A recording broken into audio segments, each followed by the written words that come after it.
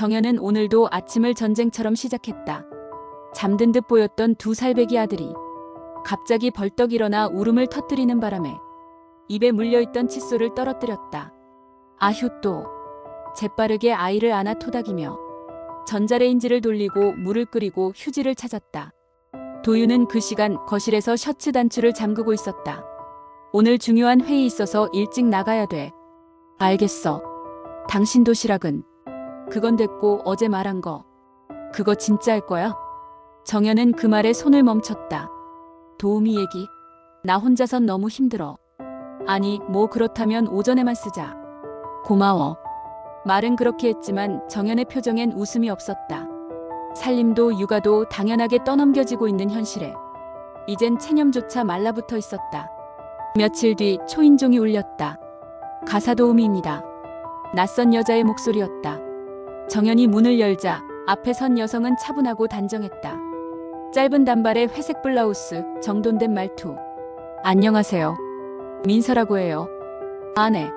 들어오세요. 정연은 그녀를 맞이했다. 첫인상은 무난했다. 오히려 믿음직해 보였다. 민서는 신발을 가지런히 벗고 집안을 둘러봤다. 청소기 위치는 어디에 둘까요? 아, 안방 옆 작은 방에 있어요. 그럼 그쪽부터 정리해 볼게요. 정연은 아이를 안고 조용히 뒤에서 민서를 지켜봤다. 민서는 묻지 않고도 수건 서랍을 열었고 욕실 청소 도구도 따로 설명하지 않았는데 정확히 잡아냈다. 정연은 속으로 생각했다. 경력자라 그런가? 감각이 좋네. 몇 시간이 흘렀다. 민서는 조용히 하지만 쉴 틈 없이 움직였다. 시킨 일 외에는 아무 말도 하지 않았고 물건 위치를 찾을 때에도 이쯤이면 있겠죠라는 식의 자연스러운 행동을 반복했다. 점심 무렵 정연은 민서가 싱크대 아래 서랍을 열고 고무장갑을 꺼내는 걸 보았다. 혹시 제가 고무장갑 위치 말했었나요? 아니요. 그냥 이런 구조면 대체로 여기에 있더라고요. 정연은 고개를 끄덕였다. 그러네요. 그녀는 웃고 있었지만 속에서 뭐 하나가 조금씩 덜컹거리기 시작했다. 설명하지 않은 것들이 민서에게는 너무 당연한 정보처럼 느껴졌기 때문이다. 민서는 그날도 조용히 자기 할 일을 끝내고 퇴근했다. 정연은 문을 닫으며 혼잣말을 중얼거렸다. 일 잘하네. 근데 어디서 많이 본 것 같은 기분은 뭐지? 그녀는 아이를 안고 거실로 돌아오다 문득 시선을 돌렸다. 책장 구석에 꽂힌 오래된 서류철. 며칠 전까지 먼지 덮여 있던 그 위가 유독 깨끗했다. 민서는 그곳을 닦지 않았다고 했는데. 그리고 또 하나. 남편의 낡은 수첩. 그것도 이상하게 책상 위에 놓여 있었다. 평소엔 깊은 서랍 안에 넣어두는 물건. 도윤은 절대 꺼내 쓰지 않는 오래된 물건인데. 정연은 수첩을 들었다. 표지를 넘기자 페이지 사이에서 한 장의 오래된 사진이 떨어졌다. 흑백에 가까운 색감. 도윤, 그리고 여자. 그 얼굴. 그 표정. 정연은 그 사진을 보며 가슴이 턱 막히는 기분을 느꼈다. 이 여자 민서랑 비슷해. 그때는 아직 몰랐다. 이름도 얼굴도 정확하지 않았기에 확신할 수 없었다. 하지만 그날 밤부터 정연의 머릿속엔 하나의 문장이 반복되기 시작했다. 이 여자가 처음 본 사람 맞아? 정연은 요 며칠 민서가 다녀간 뒤 집안을 한 번 더 훑는 습관이 생겼다. 수건 개어둔 방식, 싱크대 및 세제 정렬, 심지어 먼지 제거된 창틀까지. 민서의 손길은 깔끔을 넘어서 정확하고 익숙했다. 이건 감각이 아니라 기억으로 하는 것 같은데. 정연은 민서를 관찰하기 시작했다. 그리고 그날 정연은 아주 작지만 결정적인 장면을 목격했다. 이제 정리 다 됐습니다. 민서가 마스크를 내리며 말했다. 정연은 고개를 끄덕였다. 오늘도 수고 많으셨어요. 네. 내일도 같은 시간에 올게요. 민서가 문을 나서는 순간 정연은 아이 장난감 박스를 정리하려다 멈췄다. 소파 옆 작은 서랍에 손톱가기를 찾고 있었는데 민서가 툭 던지듯 말했다. 그거 오른쪽 아래 서랍 안쪽이요. 작은 보라색 파우치 안에 있어요. 정연은 순간 멈칫했다. 그걸 어떻게 하셨어요? 어제 정리하다가 봤던 것 같아서요. 그건 어제 안 썼던 서랍인데요. 아, 그런가요? 제가 착각했나 봐요. 민서는 곧바로 미소를 지었고 정연은 억지로 웃으며 고개를 끄덕였다. 하지만 가슴속에 딱 한 줄이 머리를 때렸다. 저 여자가 내가 연 것도 아닌 서랍속까지 알고 있어.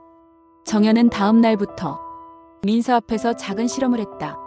말하지 않은 걸 일부러 두고 이상한 위치에 물건을 숨겨두었다. 그러고는 일부러 찾는 척하며 말했다. 아, 지난주에 산 약봉지가 안 보이네. 어디다 뒀더라.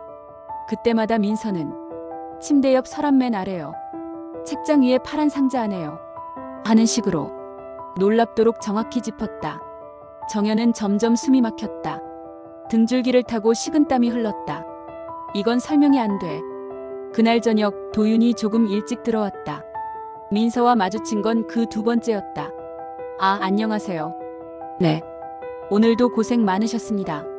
정연은 그 순간 도윤의 표정을 유심히 살폈다. 그는 말은 그렇게 했지만 눈은 민서를 제대로 마주치지 못했다. 그리고 이상하게도 민서 역시 정확히 필요한 만큼의 거리만 유지하며 절대로 도윤을 먼저 쳐다보지 않았다. 정연은 마른 침을 삼켰다. 두 사람 사이 뭔가 있어. 며칠 뒤 정연은 민서가 잠시 외출한 틈을 타 도윤의 방 책상을 뒤졌다. 그곳엔 늘 보지 않던 낡은 수첩이 하나 있었다. 표지를 넘기자 낯선 글씨로 적힌 메모가 보였다.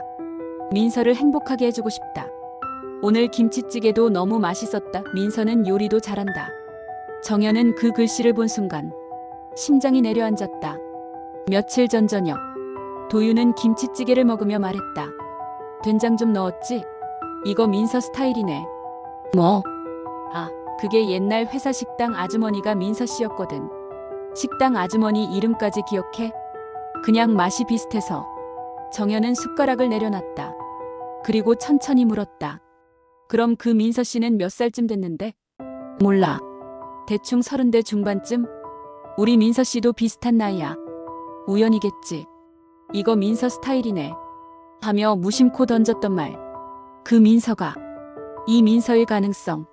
민서 씨랑 예전에 알던 사이 아니야? 그날 밤 정연은 조용히 물었다. 도윤은 눈을 피하며 말했다. 아니야. 아니야, 진짜 아니야. 하지만 그의 말투는 너무 급했다. 평소 같지 않게 짜증을 섞으며 왜 갑자기 그런 소리를 해? 라고 덧붙였다. 정연은 그가 숨기고 있다는 걸 확신했다. 그리고 그 확신은 다음 날 완전히 현실이 되었다. 민서는 평소처럼 왔다. 청소 중 거실 선반 위 가족 사진을 닦다. 갑자기 멈춰섰다. 손끝이 사진틀을 타고 천천히 움직였다. 눈동자는 사진 속 도윤을 오래 바라봤다. 정연은 그 장면을 주방에서 우연히 목격했다. 미소도 없이 그저 보고 있었다. 도윤을.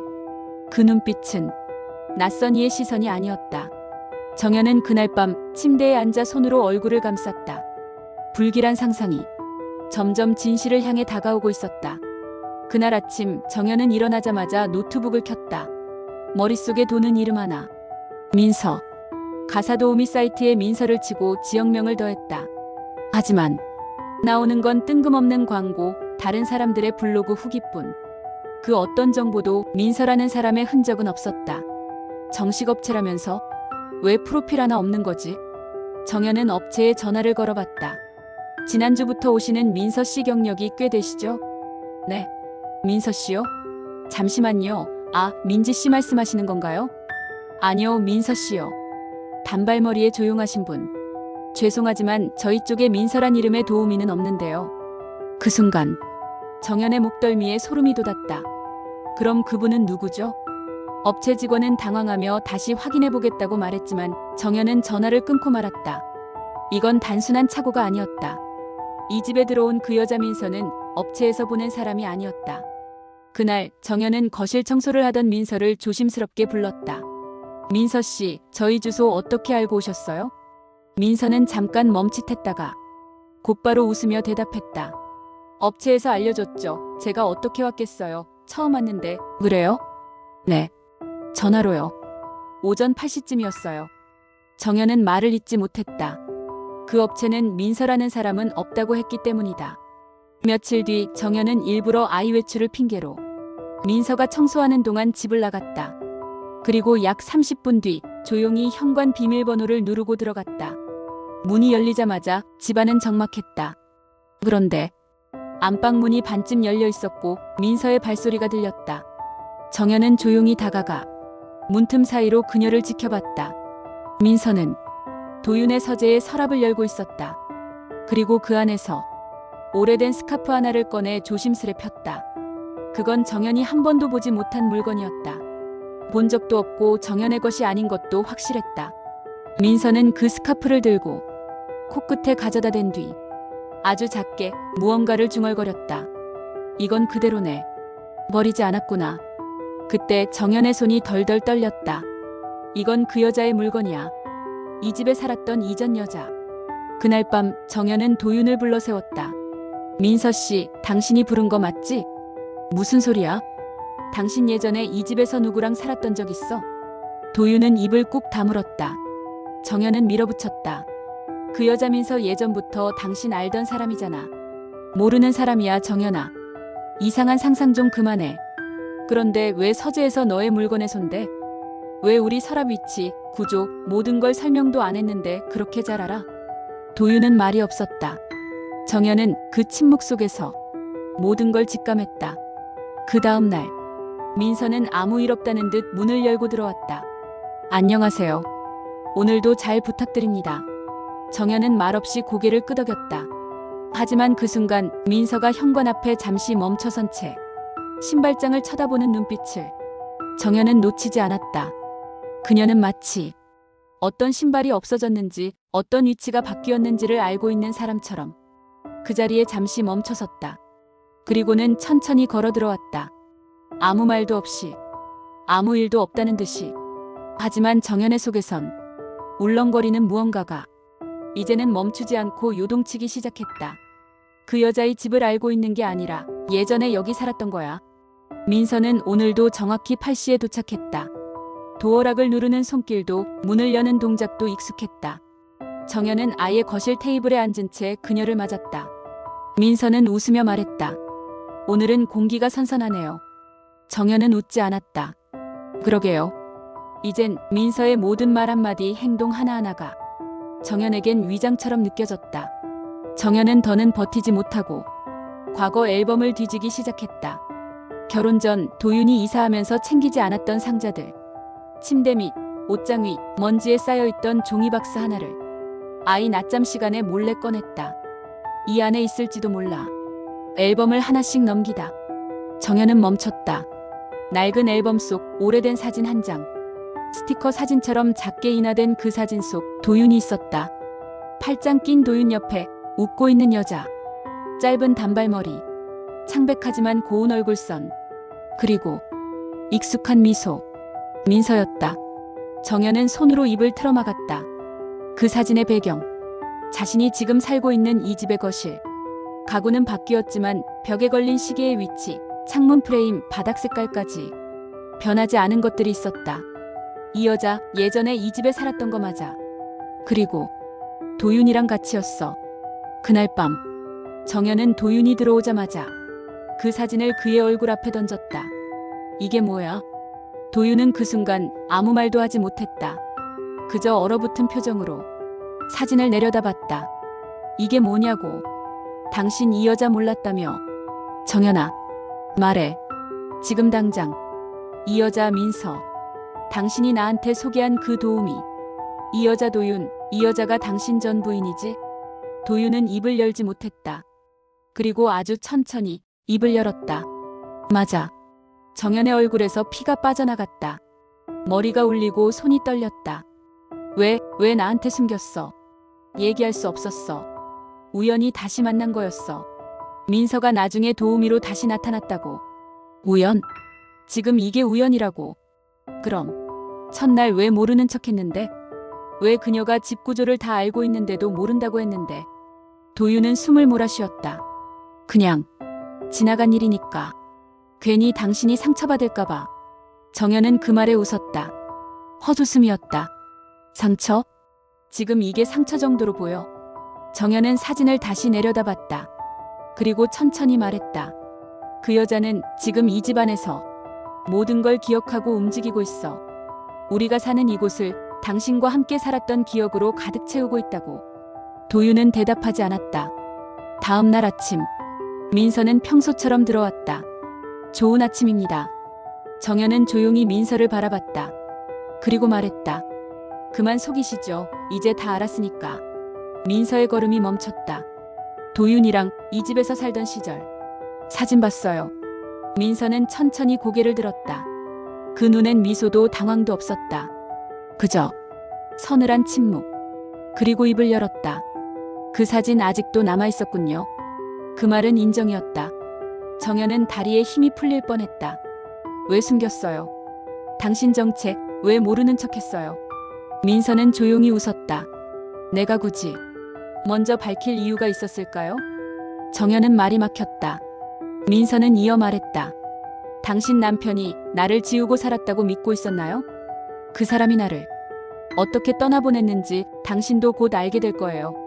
그날 이후 정연은 하루하루가 지옥 같았다. 민서는 더 이상 숨기지 않았다.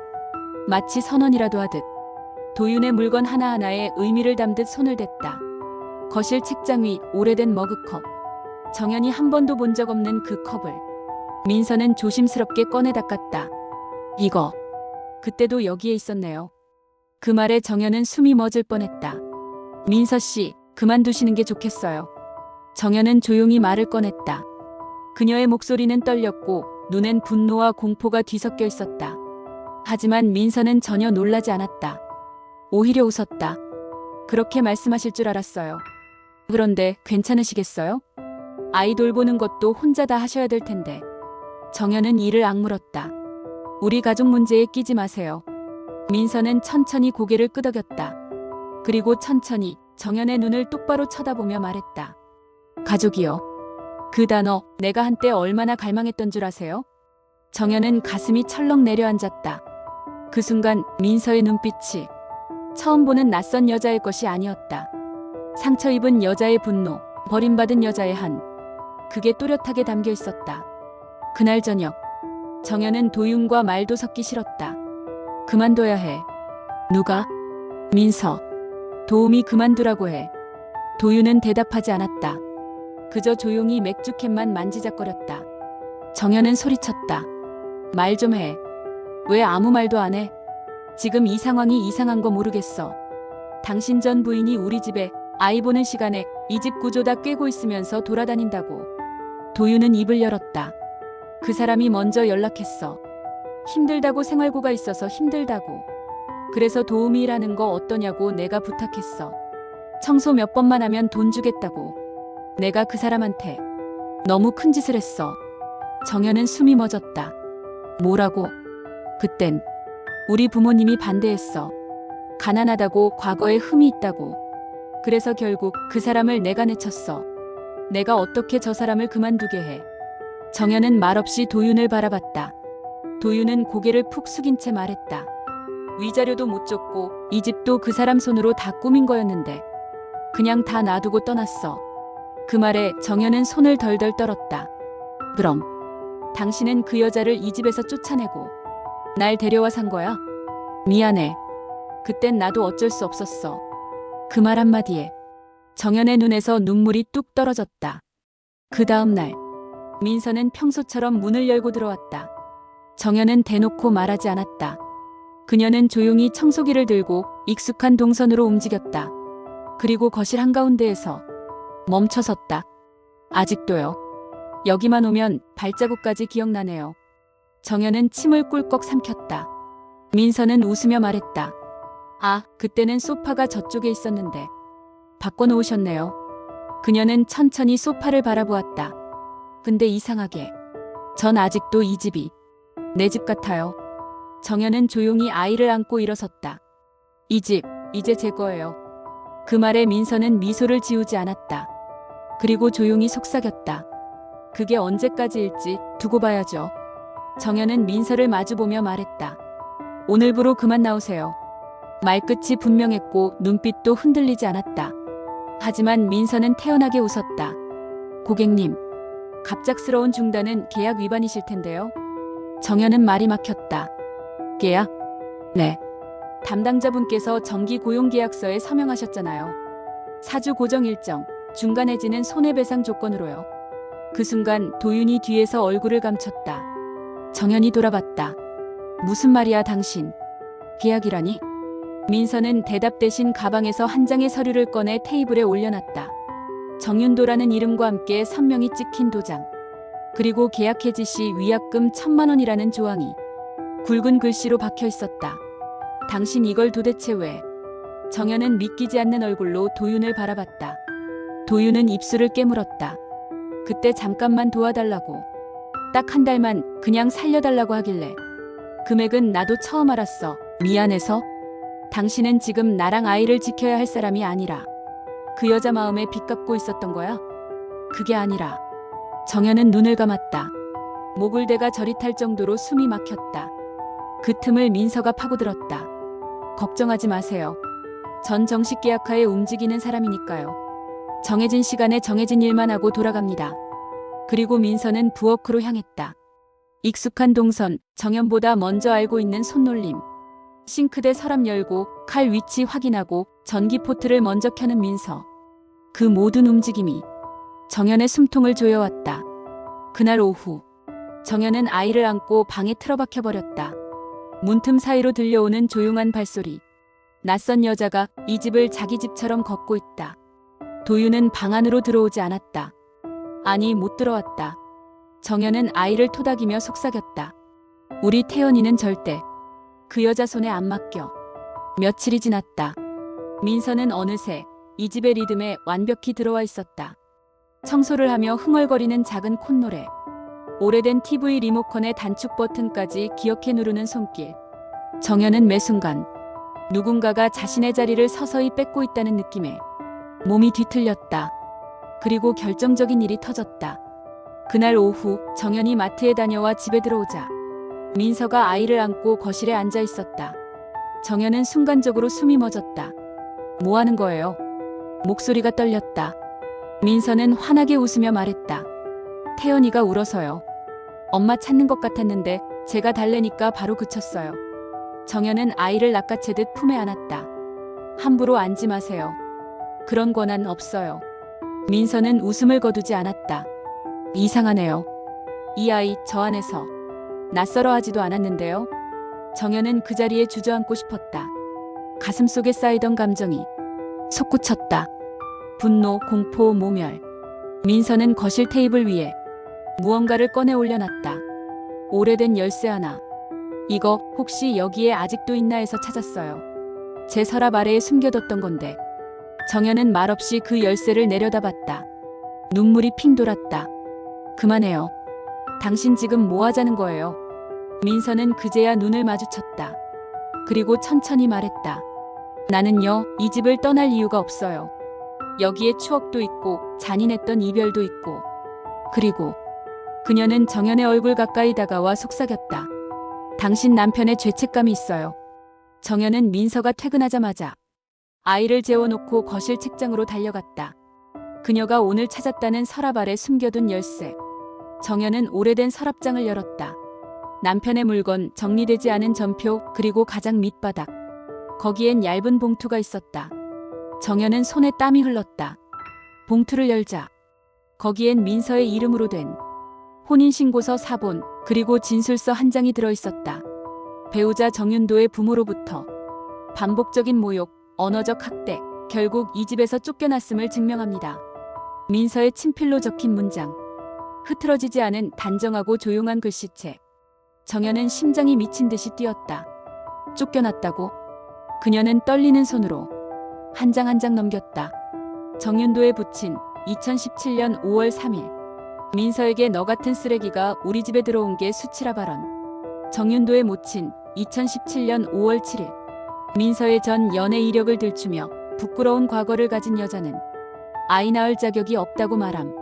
민서는 그냥 이 집에 살았던 여자가 아니었다. 버려진 여자였다. 정연은 책상을 두드리며 일어섰다. 이렇게 못되게 한 후에 날 이 집에 데려온 거야? 그날 밤 도윤이 들어오자 정연은 그 서류들을 던졌다. 민서, 이혼한 게 아니었더라. 도윤은 입술을 굳게 다물었다. 당신 부모가 그 여자를 쫓아냈던 거잖아. 계약서도 진술서도 다 남아있더라. 도윤은 천천히 주저앉았다. 그리고 한참을 말없이 앉아있다가 입을 열었다. 그날 민서가 처음으로 울었어. 엄마가 집에 몰래 찾아와서 그 사람 얼굴에 물을 뿌리고 그 자리에서 소리쳤지. 지금 당장 이 집에서 나가라고. 그래서 당신은? 정연의 목소리는 갈라져 있었다. 난 아무것도 못했어. 문을 열어주지도 못했어. 그 사람은 밖에서 울었고 나는 문 안에서 숨어 있었어. 정연은 소리쳤다. 그리고 그걸 지금까지 말도 안 하고 도움이라고 속여서 이 집에 들였다고. 도윤은 고개를 떨궜다. 그 사람한테 너무 미안해서. 그냥 한 달만이라도 내가 할 수 있는 걸 해주고 싶었어. 정연은 절망했다. 당신은 지금도 그 여자 편이네. 며칠 뒤 정연은 민서에게 직접 물었다. 당신 이 집에 왜 돌아온 거예요? 도우미. 그딴 건 핑계였잖아요. 민서는 조용히 앉아 차를 마시고 있었다. 그리고 고개를 들었다. 내가 떠났던 날 그 사람은 문을 열지 않았어요. 내가 가장 필요했던 순간에. 정연은 손을 움켜쥐었다. 근데 왜 지금 와서 이렇게까지 하는 거예요? 민서는 웃지 않았다. 그저 조용히 말했다. 그때 난 그 사람을 원했지만 지금은 아니에요. 그럼 뭐예요? 복수예요? 아니요. 그냥 당신이 불쌍해 보여서. 저 사람은 아무도 만나면 안 되는 사람인데 이렇게 또 사람을 망가뜨리고 있잖아요. 정연 씨도 정신 차리고 더 좋은 사람 만났으면 해서요. 다음 날 비 오는 밤이었다. 천장에 떨어지는 빗소리가 유난히 크고 창밖은 번져버린 풍경 같았다. 정연은 소파에 앉아 민서가 남기고 간 작은 상자를 가만히 내려다봤다. 머리핀 하나, 아이 신발 한 짝, 그리고 그녀의 조용한 고백이 담긴 쪽지. 사랑이 태명이었어요. 잘하는 못했지만 그래도 잠시 품에 있었던 생명이었어요. 좋은 선택하길 바래요. 민서. 정연은 천천히 눈을 감았다. 민서가 떠난 자리에 남겨진 건 분노도 질투도 아닌 자각이었다. 다음 날 아침 정연은 아이 이유식을 준비하다 말고 한참을 가만히 서 있었다. 그리고 머릿속에 지금까지 남편 도윤이 했던 말들이 하나씩 재생되기 시작했다. 도우미쯤이야. 잠깐이야. 돈 아깝잖아. 내가 좀 더 하면 되지. 왜 예민하게 굴어? 그건 내가 못 참아서 그런 거야. 그 말들이, 그 시선들이, 그 무심한 태도들이 민서에게도 나에게도 같이 반복됐다는 걸 정연은 그제야 깨달았다. 나도 똑같이 살아왔구나. 버텨야만 하는 사람처럼. 그날 저녁 정연은 도윤 앞에 앉았다. 그리고 단도직입적으로 말했다. 나 이혼할래. 도윤은 고개를 들었다. 뭐? 이혼하자고. 이번엔 나부터 나갈게. 무슨 소리야? 유지금은 괜찮잖아. 민서도 떠났고. 괜찮다고? 우린 당신이 괜찮을 때만 괜찮았지. 나는 늘 혼자였어. 도윤은 황급히 변명했다. 그건 내가 오해한 거고. 아니, 그건 당신이 외면한 거야. 정연은 조용히 봉투를 내밀었다. 이혼 서류와 함께 변호사 연락처, 위자료 산정표, 아이 양육권 신청서까지 첨부된 철저한 준비. 며칠 뒤 정연은 아이 손을 잡고 짐을 옮겼다. 새하얀 벽지, 작은 방. 하지만 창문을 열면 바람이 들어오고 거기서 정연은 처음으로 아이와 함께 웃었다. 누군가는 남겨졌고 누군가는 떠났다. 그리고 누군가는 떠남을 통해 비로소 자신을 찾았다.